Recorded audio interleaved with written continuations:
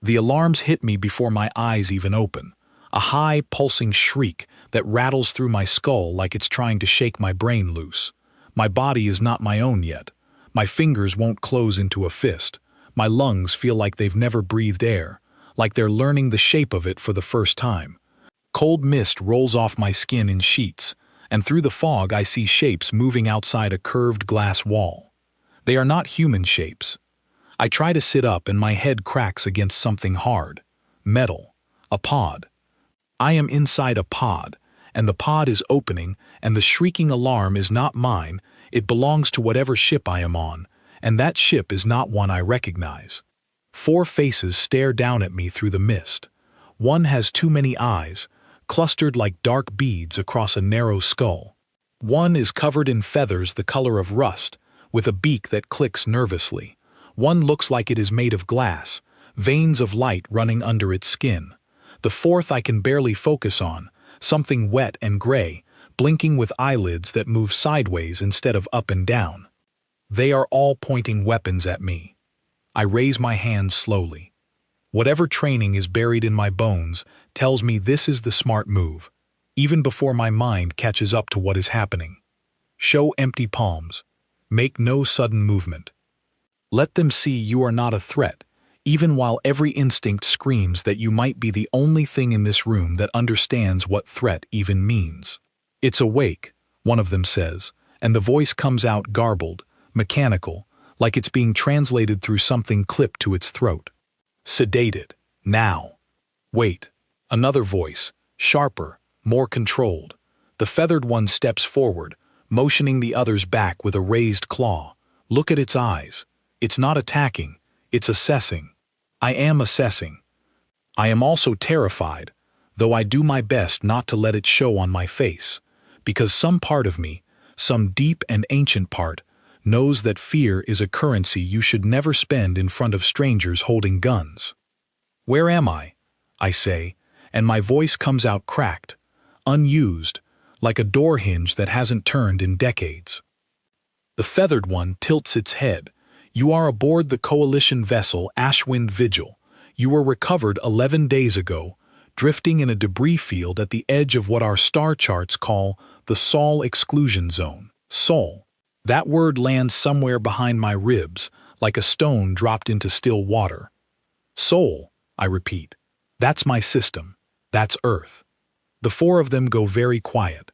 The glass one's inner light flickers, brightening and dimming, like it's having some kind of private, silent reaction. The gray wet one lowers its weapon first, and then, slowly, the others follow. There is no Earth, the feathered one says, and its voice, even through the mechanical translation, carries something that sounds almost like sympathy. Not anymore, not for a very long time. I don't understand. I open my mouth to argue, to tell them they're wrong, that Earth was there when I closed my eyes, that there was a war, and a ship, and a program called Last Light that was supposed to keep me safe until someone could wake me up and tell me we'd won, but nothing comes out. My throat closes around the words like it doesn't want to let them into the world. How long, I finally manage, how long was I asleep? The feathered one hesitates. It looks at the others, as if asking permission, though none of them seem to have an answer for it either. Finally it turns back to me. By our best calculation, 340 of your years. The number doesn't feel real. It sits in the air between us, like a joke, that nobody laughed at. 340 years. Long enough for empires to rise and crumble into dust.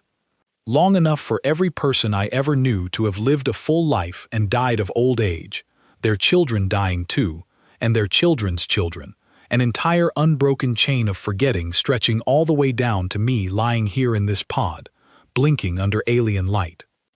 My name is Vexandari, the feathered one says, stepping closer now that the weapons have been lowered. I am a coordination officer for the Ashwind Vigil. Can you tell me your name? Ethan, I say. Ethan Cole. Ethan Cole.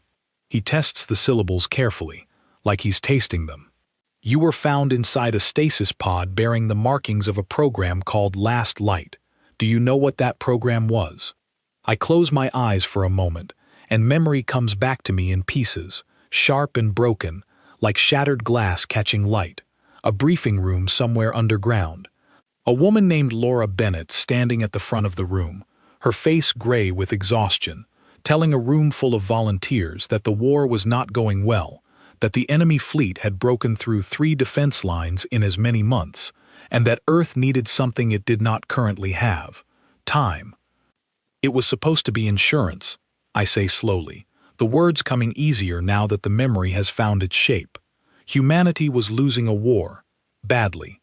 Someone had the idea that if the worst happened, if Earth fell, there needed to be something left behind. Someone who could come back later and finish what we started. Last Light took volunteers and froze us. Changed us too, I think, though I don't fully understand how. We were supposed to sleep until someone found us, or until the war ended, whichever came first. Vex Andari's beak clicks softly, a sound I am beginning to understand means something like grim recognition. Then I regret to tell you that the war never ended, Ethan Cole. The Void Collective that destroyed your homeworld did not stop at Sol. It kept moving.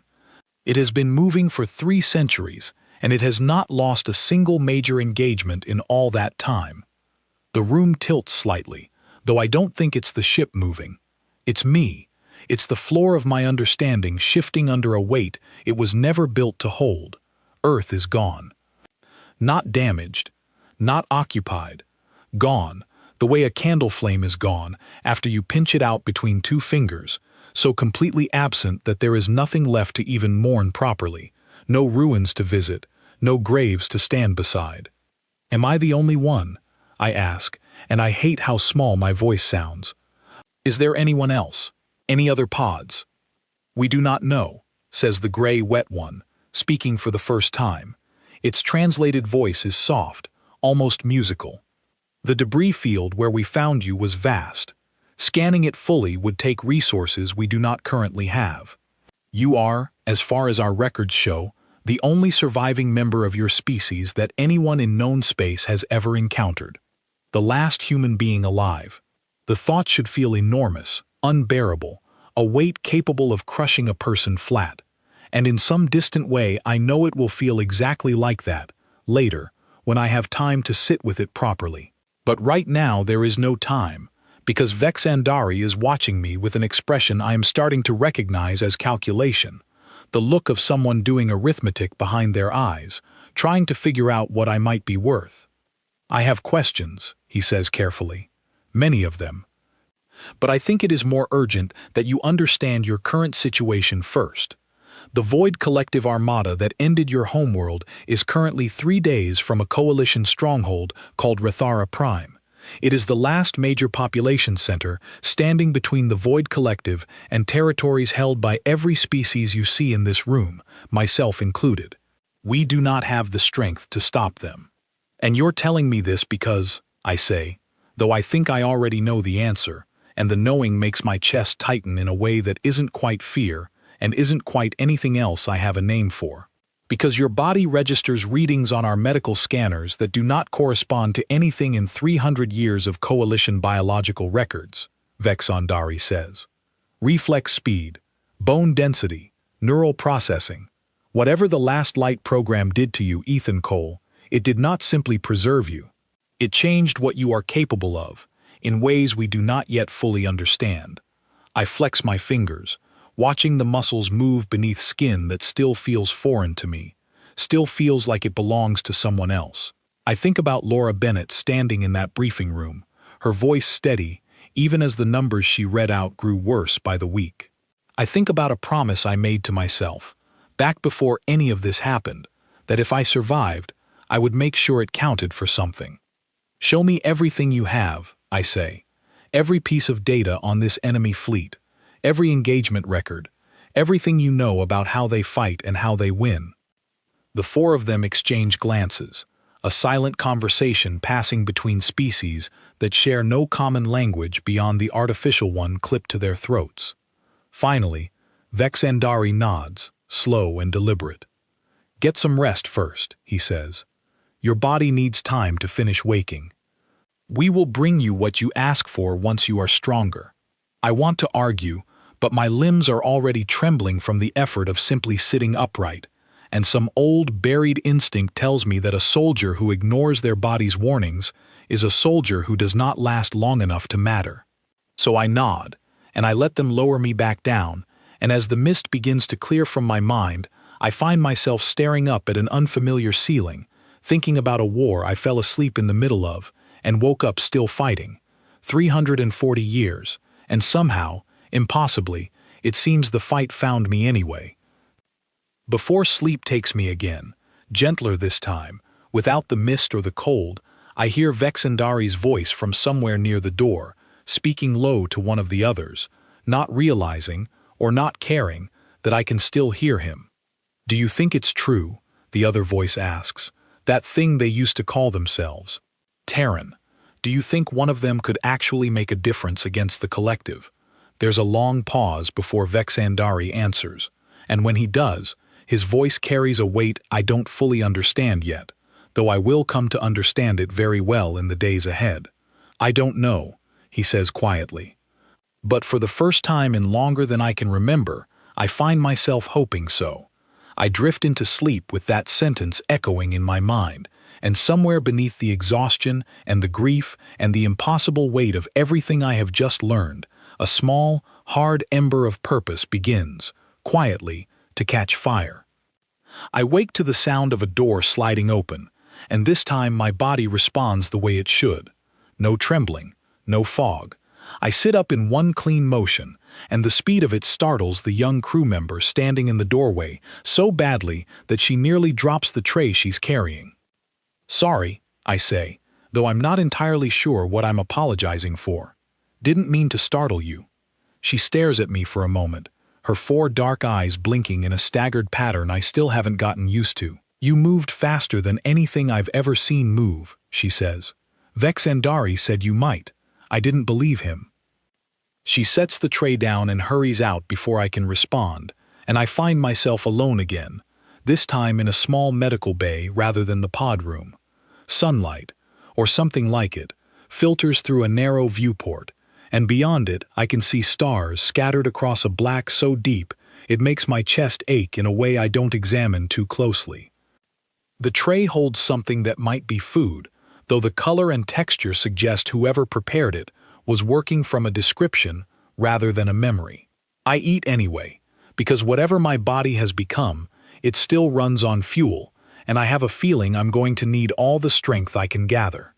Vexandari arrives not long after, carrying a thin data slate that glows faintly blue in his feathered hands. Behind him walks the crystalline one from before, its inner light pulsing gently with each step, casting small shifting patterns of color across the walls. "This is Threll," Vexandari says, "our navigator. I believe introductions are in order, since it seems you'll be spending considerably more time awake from here forward." Threll's voice, when it speaks, sounds like wind chimes filtered through something mechanical, delicate and layered. I have never spoken with a Terran before. I did not think I would live to. "Neither did I say, and something about the honesty of that answer seems to ease a little of the tension in the room. Vexandari sets the data slate down on the small table beside my bed and taps its surface. It unfolds into a wide display, hovering just above the table's edge, filled with charts and star maps and columns of information in a script I can't read but somehow understand is describing catastrophic losses. "This is everything we have on the Void Collective," he says. 300 years of engagement records, every coalition species that has fought them and lost. I want to be honest with you, Ethan Cole, because I think you deserve honesty more than most.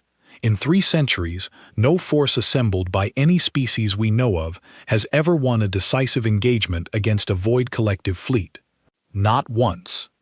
I study the display, scrolling through battle after battle, each one ending the same way. Coalition forces engage. Coalition forces are overwhelmed. Coalition forces retreat, if they're lucky enough to retreat at all.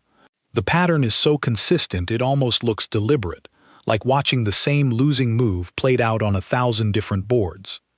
They don't lose because they're better tacticians, I say slowly, half to myself. They lose because everyone keeps fighting them the same way. Vexandari's head tilts. Explain. Every one of these engagements follows coalition doctrine, defensive formations, measured escalation, falling back to preserve forces when losses exceed a certain threshold. It's smart. It's rational. And it's exactly what an enemy who's never lost would expect, because they've seen it 1,000 times before and they know precisely how to counter it. I glance up at him. You're not fighting them. You're performing for them, and they've had 300 years to learn every step of the dance. The room goes quiet.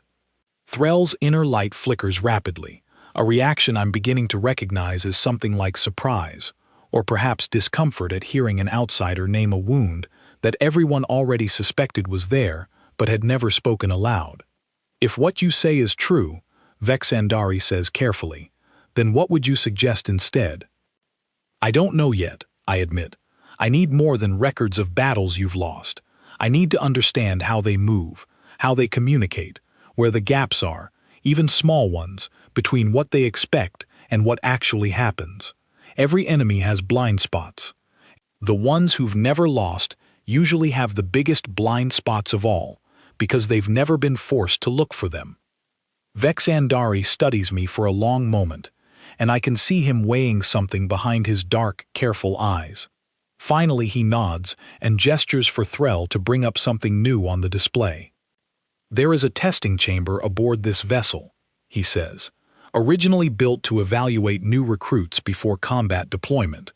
I would like to run you through it, partly to understand what your body is now capable of, partly because I think you need to see, with your own eyes, exactly what we're facing. I stand up from the medical bay's narrow bed, and for the first time since waking, I feel something other than grief or confusion settle into my chest. It feels almost like relief, the particular relief of a person finally being handed a task instead of a question. Let's go, I say. The testing chamber turns out to be a vast, echoing space, 3 decks below the medical bay, ringed with observation windows behind which a small crowd has already gathered. Word travels fast on a ship this size, apparently, and it seems half the crew wants to see whether the thawed-out relic from a dead world is worth the food they've been feeding him. A tall, narrow figure with pale gray skin and no visible eyes steps forward to greet us, its head crowned with a series of thin antennae that twitch and rotate as I approach. Captain Osa Dren, it says, its voice deep and resonant despite its slight frame. Vexandari tells me you have opinions about our combat doctrine, Terran. I have observations, I say. Whether they're useful opinions is up to you. Something in the captain's posture shifts, a small motion that might, on a species with more familiar body language, have been the beginning of a smile. Confident, good. Confidence is useful, provided it's backed by something real. Let's find out which kind you have. The testing sequence begins simply enough. A series of moving targets, projected as shimmering light across the chamber, calibrated, Threll explains through the speaker system, to the reaction speeds of the Coalition's most decorated combat pilots. I'm meant to track and neutralize them using a handheld device that fires a harmless beam of light, more a measure of precision than power. I clear the first sequence without conscious thought, my body moving before my mind has finished processing where the targets even are. The chamber goes quiet. Someone behind the observation glass mutters something I can't translate, but the tone is unmistakable. Again, Captain Dren says, faster. The second sequence doubles the target speed. I clear it without missing a single point of contact, and this time, the murmuring behind the glass grows louder, more insistent.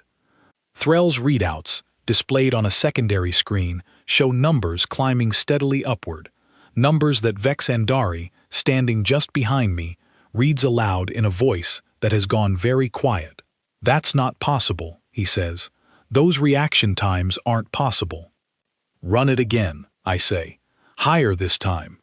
Captain Dren studies me for a long moment before nodding to the technician at the control panel. The third sequence pushes the targets to a speed the chamber's own systems, Threll informs me nervously, were never designed to safely test. I feel something shift inside me as the targets accelerate, a kind of clarity settling over my mind, the way the world seems to slow down and sharpen at the edges even as everything around me moves faster. I don't think about my hands moving. I simply watch them move, clearing every target with a precision that feels less like skill and more like inevitability.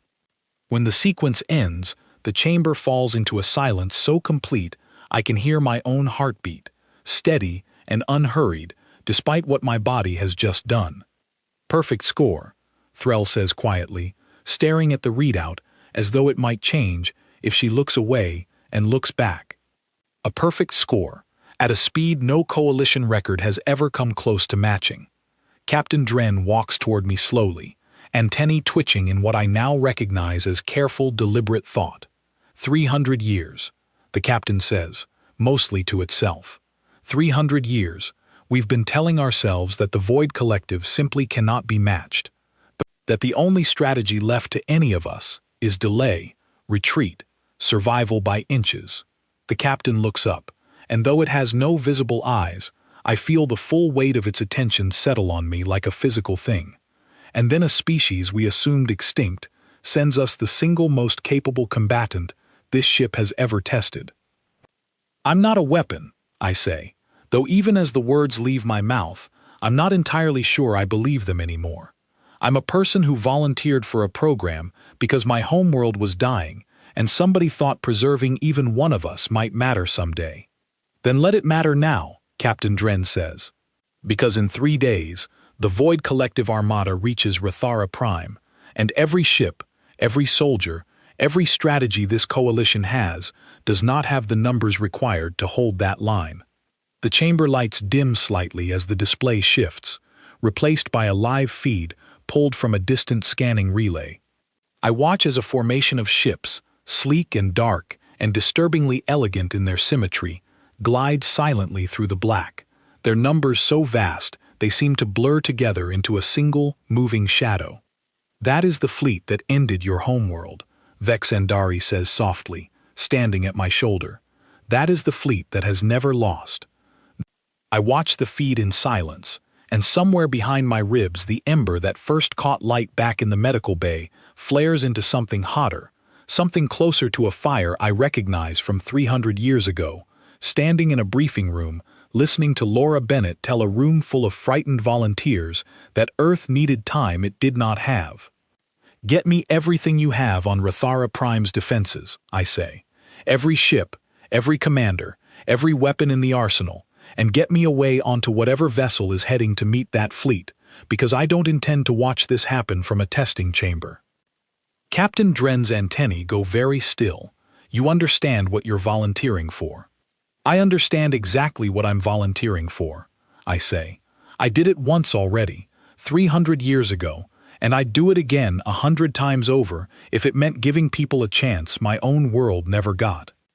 The silence that follows is different from the silence before, heavier somehow, weighted with something I can only describe as the beginning of hope in a room that has clearly forgotten, over 3 centuries of losses, what hope was even supposed to feel like.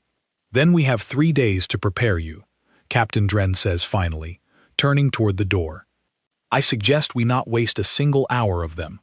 As the crowd behind the observation glass begins to disperse, murmuring among themselves in half a dozen languages I don't understand, Threll lingers a moment longer, her inner light casting soft patterns across the floor as she studies me with something that might be curiosity, or might be the first fragile threads of trust.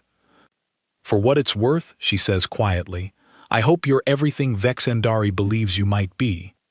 "So do I admit, and for the first time since waking in that pod, 340 years and one entire world away from everything I ever knew, I find myself almost looking forward to what comes next. 3 days is not enough time to prepare for anything, let alone a battle against an enemy that has never lost, but 3 days is what we have, so 3 days is what we use, down to the very last hour. Vex Andari assigns me a small crew, most of them volunteers, a few of them ordered into service by Captain Dren himself once word spreads through the ship about what happened in the testing chamber. Threll insists on staying aboard as navigator, her crystalline hands moving across star charts with a precision that quickly earns my respect. A quiet, broad-shouldered soldier named Corin Vale, from a species with thick gray hide and knuckles like small boulders, becomes my second, mostly because nobody else on the ship is willing to stand as close to me during combat drills without flinching. And a nervous young technician named Priya Osei, whose family fled to Coalition space generations ago from a colony now lost to the war, takes charge of retrofitting our assigned vessel with whatever modifications I request, no matter how strange they sound to her ears. The ship itself is called the Halcyon Drift, a mid-sized scout vessel never designed for frontline combat, chosen precisely because its speed and maneuverability suit the plan forming in my mind far better than anything built for a standing fight. "You want to do what?" Priya asks, staring at the modified flight schematics I've sketched out on her console, her 4 fingers hovering uncertainly over the display. "I want engines that can push past every safety limit this ship was built with," I say, "and I want them able to reverse thrust almost instantly, hard enough to throw the whole crew against their restraints. If this plan works, we're going to need it." "That's going to strain the hull," Priya says, "possibly beyond tolerance." "Then reinforce what you can and warn me about what you can't," I say. "I'd rather know our limits than discover them in the middle of the fight." She works through the night without complaint, and by the second day the Halcyon Drift hums with a different kind of energy, something sharper, hungrier, closer to the edge of its own capabilities than any Coalition vessel is typically permitted to fly. The real work, though, happens in the strategy room, where Vex Andari, Captain Dren, and I pore over 300 years of engagement records until the numbers blur together into something almost like a language of their own. I study every recorded transition jump the Void Collective Fleet has ever made, every formation shift, every moment their ships pass from one region of space into another, using the strange folding technology that lets them cross distances no Coalition engine can match. "There," I say, on the second night, pointing to a cluster of data points that Threll pulls up on the main display. "Every single transition jump. There's a lag of exactly 4 seconds between when their lead ships arrive and when the rest of the formation catches up. 4 seconds where their communication relay is still synchronizing across the fleet." Vex Andari leans closer, studying the numbers with narrowed eyes. "We've seen this pattern before. Every Coalition analyst who's looked at it has concluded the same thing. 4 seconds isn't enough time to exploit." "It's not enough time for a slow strike," I agree. "But it's not a slow strike I'm planning." Captain Dren's antennae twitch with interest. "Go on." "Every Coalition engagement in these records follows the same shape," I say, pulling up a dozen battle maps side by side. "Approach at a measured pace, form defensive lines, escalate gradually as the enemy closes distance. It's careful, it's disciplined, and it gives the Void Collective Fleet exactly the 4 seconds of margin they need every single time, because Coalition ships never arrive fast enough, or aggressively enough, to catch them in that gap." "And you intend to arrive faster," Vex Andari says slowly, understanding dawning in his voice.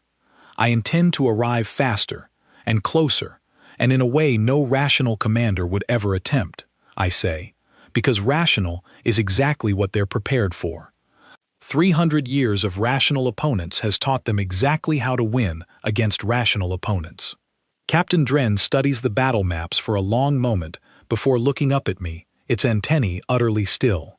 "You're suggesting the Halcyon Drift fly directly into the transition point during the 4-second synchronization gap, before their formation has fully re-established coordination." "I'm suggesting exactly that," I say. "It forces their lead ships to break formation to avoid collision, which throws off targeting solutions across the entire fleet for critical seconds. In that window, I board their flagship directly, using a modified escape pod fitted with a short-range thrust system Priya's been building for me. Once I'm aboard, I disable their command and communication systems from the inside, cutting off coordination across the fleet at the exact moment they're most vulnerable to confusion." The room falls silent. Threll's inner light flickers rapidly, cycling through colors I've come to associate with intense calculation. Corin Vale, standing near the back of the room, lets out a low whistle that needs no translation. "That's not a plan," Vexandari says quietly. "That's closer to what my people would call a controlled catastrophe. Most good plans against an undefeated enemy usually are," I say. "Nobody beats an opponent who's never lost by doing exactly what every opponent before them already tried." Captain Dren is quiet for a long moment, studying the projected battle map with an intensity that makes the room feel smaller, tighter, every second stretching longer than it should. Finally, the captain speaks, and its voice carries a weight I haven't heard from it before. 300 years, we have told ourselves that caution is the only strategy that keeps us alive long enough to keep fighting, it says.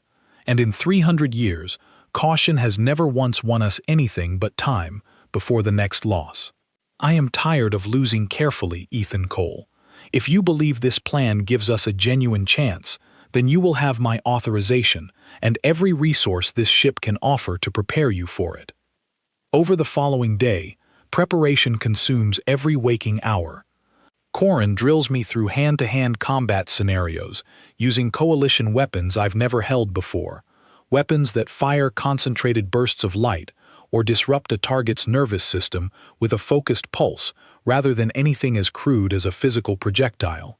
My body adapts to each of them faster than seems reasonable, faster than even Corin, who has trained soldiers for 2 decades, seems entirely comfortable with. You learn like someone remembering something, not like someone learning it fresh, he says, watching me disassemble and reassemble an unfamiliar rifle in under a minute during a break between drills. Maybe I am remembering, I say. Maybe whatever last light did to me pulled something forward from every soldier who ever came before me. I don't know. I just know it's there when I need it. Threll, meanwhile, walks me through every detail of Void Collective flagship architecture that Coalition intelligence has managed to piece together over 3 centuries of losses, fragments gathered from wreckage, from captured transmissions, from the handful of survivors who managed to escape engagements with enough information to be useful. The flagship's command core sits deep within its central hull, heavily shielded, reachable only through a narrow service corridor that no coalition force has ever successfully infiltrated. "Nobody has ever gotten this far in," she says, tracing the corridor's path with a glowing finger. "Every previous attempt ended before reaching the outer hull." "Then let's make sure this one doesn't," I say. On the final night before departure, I find myself alone on the observation deck, staring out at the stars, scattered endlessly beyond the viewport, thinking about Laura Bennett, about Daniel Pierce, the friend who stood beside me in the enlistment line all those centuries ago and never made it to a pod of his own. I think about Earth, and about the particular, specific ache of being the only person left who remembers the exact color of a sky I will never see again. Footsteps approach behind me, soft and careful, and I turn to find Vexandari standing in the doorway, his feathers ruffled slightly from what I've come to recognize as exhaustion. "May I join you?" he asks. "Of course." He stands beside me at the viewport for a long moment, silent, before finally speaking. "I want you to know," he says, "that whatever happens tomorrow, what you have already done for this crew matters. 300 years, we forgot what it felt like to believe a fight could be won, rather than merely survived. You gave that back to us, even before the battle begins. I hope I can give you the battle too," I say quietly. "So do I," he says, "but even if you cannot, I want you to understand that you have already changed something in this ship, in this crew, that will not disappear regardless of what tomorrow brings." We stand together in silence after that, watching the stars, and somewhere out beyond the edge of what either of us can see, a fleet that has never lost a single engagement in 300 years continues its slow, inevitable approach toward Rathara Prime, utterly unaware that the thing waiting to meet it has never, not once in its own long and complicated history, learned how to stay down. By dawn, ship time, the Halcyon Drift stands ready. Priya runs her final diagnostics with hands that tremble slightly despite her best efforts to steady them. Corin checks and rechecks his weapons with the methodical calm of a soldier who has learned to let ritual quiet the mind before a fight. Threll sits at the navigation console, star charts glowing softly beneath her fingers, calculating and recalculating our approach vector with an intensity that borders on reverence.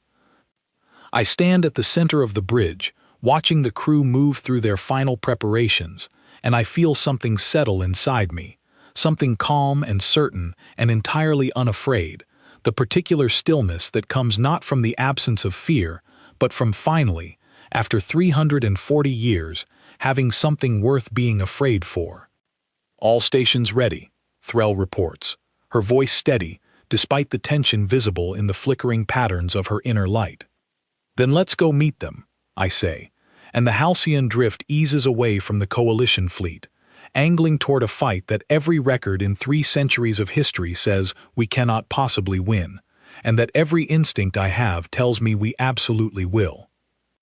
The Void Collective Armada appears on our sensors 4 hours before we reach the transition point, and even reduced to a scattering of cold data points on a glowing display, the sheer size of it steals the breath from everyone on the bridge. Ship after ship after ship, arranged in a formation so precise it looks less like a fleet and more like a single vast organism moving through the dark. Rathara Prime's defense fleet is holding position at the outer perimeter, Threll reports, her voice tight with concentration. They're aware of our approach vector. Captain Dren is requesting confirmation that we intend to proceed with the plan as briefed. Confirm it, I say. Tell him we're not turning back. The next 3 hours pass in a strange, suspended quiet, the kind that settles over a ship before a fight everyone knows is coming, but nobody can quite bring themselves to discuss aloud. Corin runs one final check on my boarding equipment, a lightweight suit reinforced with plating Priya, adapted from salvaged Coalition armor, fitted with a short-range thrust pack designed for exactly one use. It'll get you across the gap between our hull and theirs, he says, tightening the last strap across my shoulder with hands that are, for the first time since I've known him, not entirely steady. After that, you're on your own until we can find a way to extract you. I know, I say. I'm counting on it. He studies me for a long moment, his broad face unreadable beneath its thick gray hide, before extending a hand in a gesture I recognize instinctively as one meant for me rather than his own people, something he must have learned from old coalition records of ancient human customs. Come back, he says simply. I intend to, I say, and I shake his hand, and something about the solid, certain grip of it steadies something in my chest that I hadn't realized needed steadying. The transition point looms ahead of us on the display, a shimmering distortion in space, where the Void Collective fleet is calculated to arrive within the next several minutes.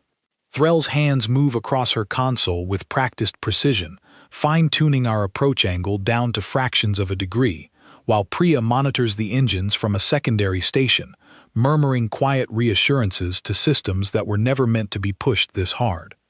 Transition signature detected, Threll announces suddenly, her voice sharp with tension. They're arriving, now.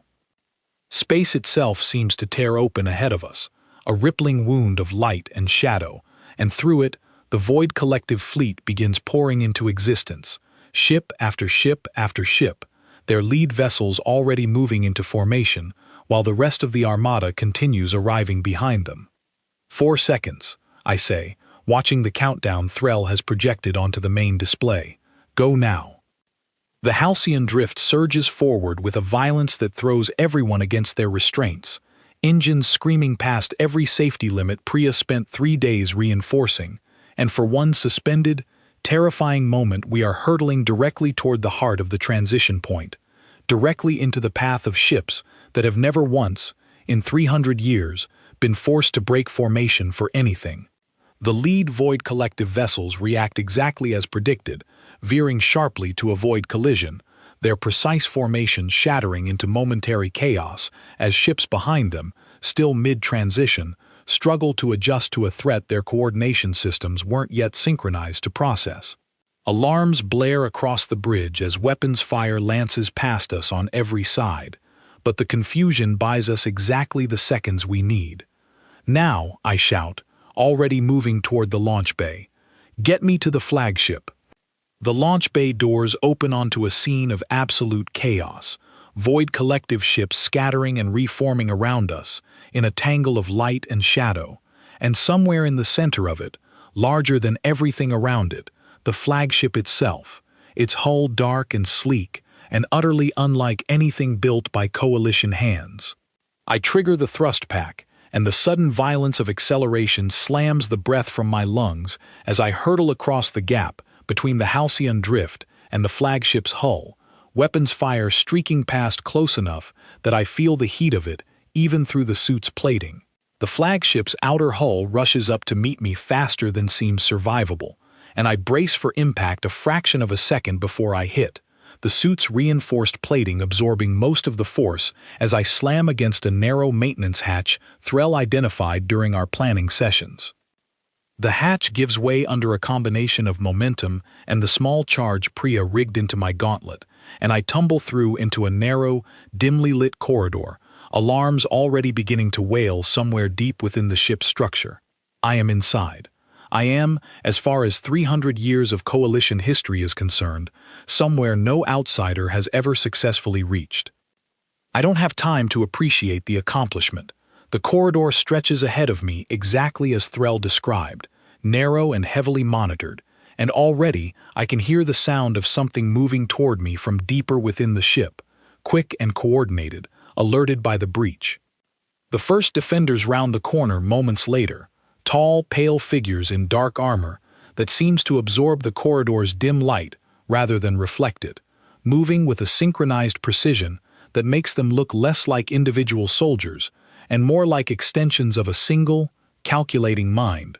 I move without conscious thought, my body responding faster than my mind can fully track, closing the distance and neutralizing the first two before they've finished raising their weapons, the training from the testing chamber, and the drills with Corin folding seamlessly into instinct honed by whatever the Last Light program truly did to me all those centuries ago.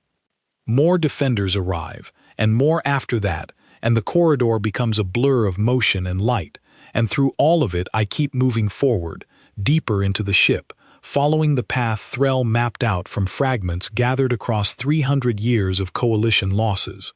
My mind holds a strange, clear stillness through it all, the particular calm that comes from having already accepted, somewhere on that observation deck the night before, that the outcome of this fight matters more than my own survival within it.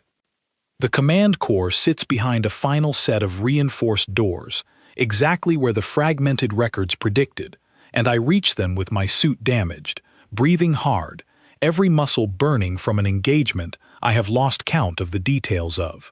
The doors resist for a moment against the small charge I place against their seams, then give way in a burst of light and sound, and I step through into a wide, circular chamber ringed with consoles and screens, at the center of which stands a single figure, tall and pale, unarmed, watching me with an expression I cannot fully read.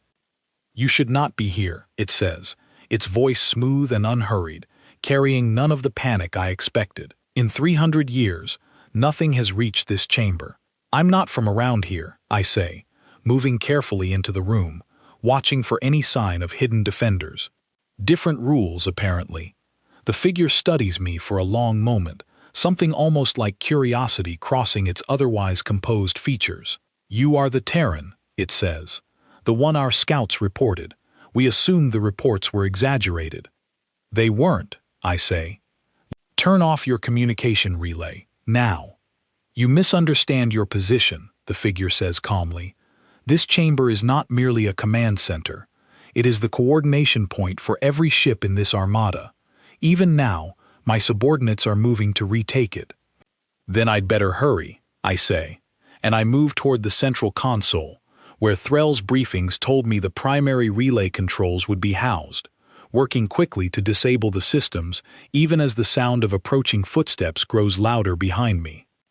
The commander does not attempt to stop me physically, which strikes me as strange until I understand why a moment later, watching the readouts across the chamber's screens begin to flicker and destabilize as the relay shuts down piece by piece. "You do not understand what you are doing," the commander says, and for the first time, something like genuine alarm enters its voice. This fleet has never operated without full coordination. Every commander, every vessel, every strategy depends on synchronized information across the entire formation. "I know," I say, finishing the shutdown sequence with hands that are, despite everything, remarkably steady. That's rather the point. Across the Armada, I imagine, though I cannot see it directly, ships that have spent 3 centuries moving as a single, perfectly coordinated organism suddenly finding themselves alone, cut off from the certainty that has defined every engagement they have ever fought. An enemy that has never doubted itself, forced, for the first time in longer than anyone alive can remember, to make decisions without the comfort of absolute coordination. The defenders burst through the chamber doors moments later, weapons raised, and I brace myself for what comes next, knowing that whatever happens in the following seconds, something has already changed that cannot be undone. A crack finally opened in an armor that 300 years of coalition fighters were never able to even find. The defenders hesitate at the threshold, and in that hesitation I understand something I hadn't fully grasped until this exact moment. They are waiting for orders. Orders that, without the relay, cannot come from anywhere but the commander standing beside me, and the commander, for the first time in what I suspect is a very long career, does not immediately know what to say. I don't wait for them to find their certainty again. I move fast, closing the distance before their weapons can fully track me, and the fight that follows is short and brutal, and over faster than I expect, my body moving with a clarity that feels less like combat and more like inevitability finally catching up with itself. When it ends, I am standing alone in the chamber once more, breathing hard, the commander watching me with an expression that has shifted from composed authority into something closer to genuine uncertainty. "You have disabled our coordination," it says slowly, as though still working through the implications, even as it speaks them aloud. Every vessel in this armada is now operating independently, without central guidance, for the first time in 300 years. "That's right," I say. "Do you understand what you have done? Our strength has never been individual vessels. It has always been the certainty of perfect coordination, the confidence that every ship knows exactly what every other ship intends to do. You have not damaged our fleet. You have damaged something far more fundamental. I know exactly what I've done," I say. "I've given your fleet a taste of what every enemy you've ever crushed felt like facing you. Confusion, doubt, the sudden terrifying discovery that the thing you were certain would protect you might not be there when you need it most." The commander is silent for a long moment, studying me with something I can only describe as reluctant, dawning recognition. "You intend for this to spread," it says finally. "Not merely through this fleet, through every commander who hears what happened here today." "That's exactly what I intend," I say, "because an enemy who has never doubted itself is dangerous, precisely because it has never had reason to hesitate. Give it a reason, even once, and that certainty starts to crack. Cracks spread. They always do. Outside the chamber, I can hear the sounds of a battle that has fundamentally changed shape. No longer the precise, coordinated engagement the Void Collective Armada has fought 1,000 times before, but something messier, more uncertain. Ships making independent decisions without the comfort of centralized command, some pressing forward, others hesitating, the perfect unified organism that has terrorized known space for 3 centuries suddenly, for the first time, behaving like a collection of individuals rather than a single overwhelming force. The commander watches the chaos unfold across its remaining screens with an expression I cannot fully read, something between disbelief and a slow, dawning understanding of exactly how thoroughly its certainty has been shattered. "Rathara Prime's defense fleet is regrouping," it says quietly, almost to itself. "They are pressing the advantage while our formation remains disrupted." Then I suggest you consider what happens next very carefully, I say, because from where I'm standing, you have two options. Continue this fight and lose more than you can currently calculate, or withdraw and give your entire armada time to remember what certainty actually feels like, before you decide whether you want to test it against something that's willing to fight you exactly like this a second time. The commander studies me for a long, silent moment, and I watch something shift behind its pale, composed features, the particular expression of a mind recalculating assumptions it has never before been forced to question. Withdrawal, it says finally, the word clearly unfamiliar in its mouth, as though it has rarely, if ever, needed to consider the possibility before. In 300 years, this fleet has never withdrawn from an engagement. Then consider today a valuable lesson, I say. One I'd recommend you take seriously, because I promise you, if we meet again, I won't be nearly as generous with the warning. I don't wait to see what the commander decides. My extraction window, according to Threll's careful calculations, is narrowing with every passing second, and I retreat back through the corridors I fought my way in through, my body running on nothing but momentum and the sheer, driving certainty that I am not finished yet, that there is still a ship waiting for me, somewhere in the chaos outside, still a crew who promised to find a way to bring me home.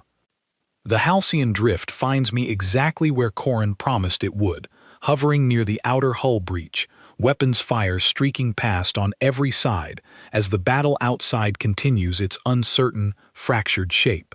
I trigger the last charge in my thrust pack and hurl myself across the gap, and strong hands pull me through the airlock moments later, Corrin's grip fierce and certain as he hauls me back aboard. "Told you I'd come back," I manage, my voice rough with exhaustion. "Barely," he says, though there's something in his broad gray face that looks remarkably close to relief. The bridge, when I finally make my way there, is alive with a kind of tension I haven't felt since we first left the Coalition fleet 3 days ago. Everyone watching the main display where the battle continues to unfold in real time. And then, gradually, unmistakably, something changes. The Void Collective formation, still scattered and uncertain, begins to withdraw, ship after ship folding back into the shimmering distortion of a transition point, retreating from a fight that 300 years of history said they should have won without difficulty. "They're leaving," Threll says, her voice barely above a whisper, as though speaking too loudly might somehow undo what she's watching. "The entire armada. They're withdrawing." The bridge erupts into a sound I don't have a word for in any language, coalition or otherwise, something between disbelief and celebration, and a grief so old it has been mistaken for acceptance for longer than anyone aboard has been alive. Rathara Prime's defense fleet holds its position, watching the retreat with the same stunned silence gripping every ship in the Coalition formation, as an enemy that has never once retreated in 3 centuries of recorded history disappears back into the dark it came from. I don't fully process what has happened until much later, standing once more on the observation deck, watching the stars scattered endlessly beyond the viewport, my body finally beginning to feel the full weight of everything the past 3 days have demanded of it. Vexandari finds me there, as I somehow knew he would, his feathers still slightly disheveled from the chaos of the battle's aftermath. "They're calling it impossible," he says, coming to stand beside me. "The retreat. Coalition Command has never recorded anything like it in 300 years of engagement history." "It's not impossible," I say. "It's just something nobody thought to try before." "Because nobody believed it could work," Vexandari says. 300 years of losses will do that to a people. It teaches you to stop believing certain things are even possible. I think about Laura Bennett, standing in that briefing room 340 years ago, telling a room full of frightened volunteers that Earth needed time it did not have. I think about Daniel Pierce, who never made it to a pod of his own, and about every soldier who came before me across every war humanity ever fought, all of them folded somehow into whatever the Last Light program made me into. A strange inheritance of stubbornness and refusal to accept a fight as finished, simply because everyone else agreed it was. What happens now, I ask. Now, Vexandari says, Coalition Command wants to understand exactly what you did, and whether it can be taught, replicated, built into a strategy the rest of the fleet can use going forward. There is already talk of forming a new division, built around the tactics you use today. They want you to lead it. I consider this for a long moment, watching the stars, thinking about a homeworld that no longer exists and a species that has, as far as anyone in known space can tell, been reduced to a single surviving member standing on the observation deck of a coalition ship that wasn't even his own 3 days ago. I have a request first, I say finally. Name it. The debris field where you found me. I want it searched properly. Every pod, every fragment, everything. If there's even a small chance another last light pod survived out there, I want to know. Vexandari studies me for a long moment, something gentle and understanding crossing his sharp, avian features. I will make the request myself, he says. You have earned considerably more than that, after today. Thank you, I say, and for the first time since waking in that pod, alarms screaming and strangers pointing weapons at my face, I feel something settle inside me that I haven't felt in what might as well be forever. Not peace exactly, not yet, but something close to it, something like purpose, finally finding solid ground to stand on. Humanity is not a place anymore. It hasn't been a place in 340 years, but standing here, on the observation deck of a ship crewed by 4 species who trusted a stranger from a dead world with everything they had left, I understand, finally, exactly what it still is. It's whatever I choose to carry forward, and for the first time since this impossible, sprawling war found me again, I find myself genuinely, fiercely certain that whatever comes next, I intend to carry it as far as it needs to go. The war that ended humanity's homeworld did not end today, but something else began in its place, quiet and small and stubborn, exactly the way every important thing in human history ever seemed to begin. And somewhere out in the vast dark distance between stars, an enemy that has never once doubted itself carries a new and unfamiliar weight back into the dark with it, the weight of a single undeniable fact it will never again be able to fully unknow. It can be beaten, and now it knows it.